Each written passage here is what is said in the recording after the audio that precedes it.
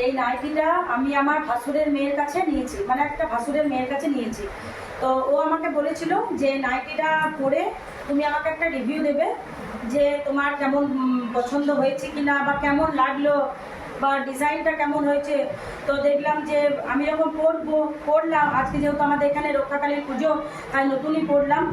তো যেহেতু ওকে আমি দেবো রিভিউটা, তাই দেখলাম তোমাদের সাথে একবার শেয়ার করি, সেই কারণে আমি একবার ভিডিওটা অন করলাম।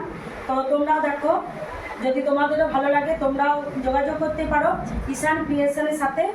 আর বিশেষত এই নাইটিটার আমি যেটা মানে নেওয়ার বিশেষত যে কারণটা, সেই কারণটা হচ্ছে এই কাজটা।